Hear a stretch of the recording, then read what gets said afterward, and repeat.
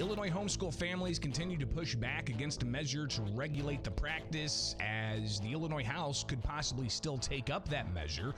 Today, bill deadline day in Springfield. I'm Greg Bishop. It's Illinois in Focus Daily.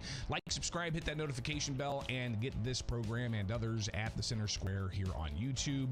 We're a nonprofit newswire service. I'm on the ground at the Capitol when they're gavel in and gavel out. Didn't get out of there until about 10:30 last night as the House, they just went on and on and on and on for like 13 hours, it felt like. So a lot of legislation passed. Altogether, the House passed 345 bills just this week alone. Think about that. 345 bills just this week alone the Illinois House has passed. The Senate has passed 153 bills just this week. Total, 498 bills that both chambers have passed on to the other chamber in this legislative session so far. Of course, how a bill becomes law has to pass one chamber, then pass a second chamber, and then it can go be signed by the governor. Right now, we're at that phase where all these bills have only passed one chamber. Now, how many bills they're going to pass altogether before the end of May 31st?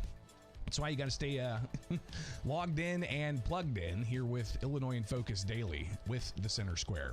So the Homeschool Act from State Representative Tara Costa Howard, it would essentially say that homeschool parents have to notify education officials, public education officials, that they homeschool their families.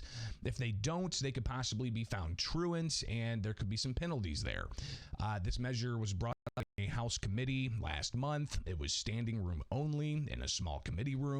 The first floor of the Illinois Capitol was full of hundreds of homeschool parents, thousands of people there, and they were all opposing this. If you look at the witness slips for this, on the main bill, it's got over 45,000 opponents. On the amendments, it's got 50+ thousand and 40+ thousand opposing the amendments, and only several hundred who support it. So clearly there's lopsided witness slips there to the tune of multiple times.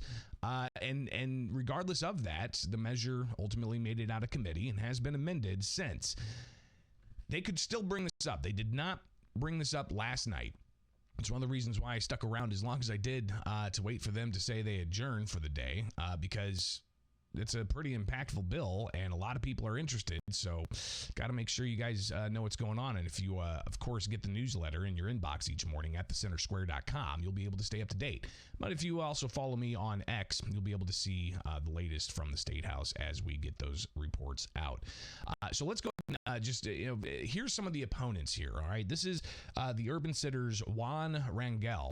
He was at the Capitol earlier this week, just after an amendment was filed to the Homeschool Act, saying that, you got to essentially reports that you're a homeschool family, and homeschool families pushing back against this en masse. But here is Rangel talking about the amendment and the problems he sees with what was most recently filed on that bill. The truant officer or county truant officer notified of a school homeschool in violation of Section 30 of the Homeschool Act shall meet with the child or children complained of and make an initial determination of whether there is cause to start a truancy investigation. This means that if a family forgets to file the new homeschool notification form, something that's been dismissed as it's just a form, a truant officer who has the terrifying power to refer a family for prosecution to a state's attorney will have an in-person meeting with their minor child. There is nothing in this amendment protecting the sanctity of the family's home, which raises Fourth Amendment concerns. We've seen this picture before. It's ripe for abuse, and guess what? It's going to be abused in communities that look like those of us here today.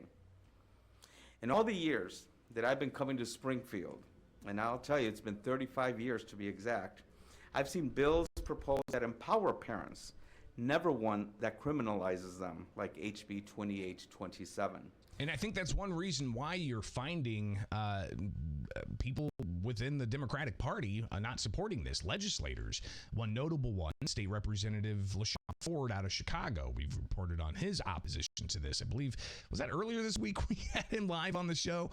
Somebody remind me of that in the chat room. It's just been, one of those weeks where it actually feels like it's been a month.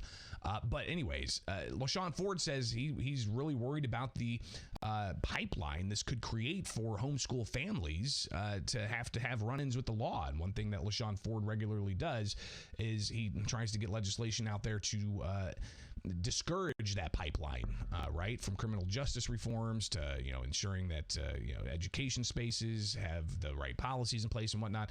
So you've got some Democrats that don't support this.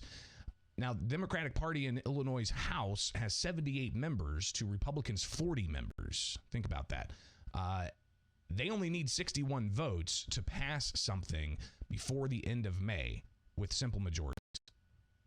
61 to 78, 17 members they have there. Is that why we haven't seen this brought up? It wasn't brought up last night because they don't have the votes for it. We'll watch what happens, but clearly this is still a very contentious issue that's still very much alive. Today is the deadline to pass the measure, but we'll see what happens at the Statehouse. They do gavel in at 9 o'clock. But Rangel, he said earlier this week that the homeschool families are good families. They have taken ownership for the education of their children, and it's a growing movement, especially among Black and Latino parents. They ought to be praised and supported, not demonized, and certainly not criminalized. Last night, as amendments were quietly filed, thousands of homeschool parents, in fact, it was 42,393 of them, to be exact, filed their opposition to House Bill 20H27 and its amendments. There will be more, and they will be organized. And we'll see how they ultimately get their message across. We've seen in the past lopsided witness lists with tens of thousands opposing a measure, but only a couple of hundred supporting it. Doesn't seem to really change the needle, but is this needle being moved a bit? We'll watch. We'll keep you posted. Go to thecentersquare.com, get the newsletter. Follow me on X if you want to watch the latest, and we'll be there. Gavel in to gavel out. Here with Illinois in Focus Daily, I'm Greg Bishop. Like, subscribe, hit that notification bell, get the podcast where you get podcasts, and get that newsletter at thecentersquare.com.